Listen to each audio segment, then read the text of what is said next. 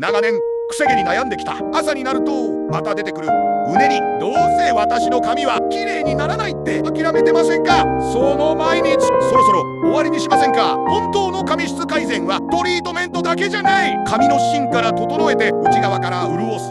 次の日からドライヤーするだけツヤが出て自然にまとまる。もう髪の悩みに振り回されない。髪が変わると気分も変わる。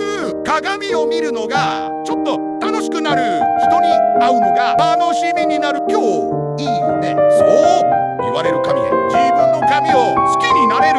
髪が変わると印象が変わる。その髪で新しい毎日を一緒に作りませんか？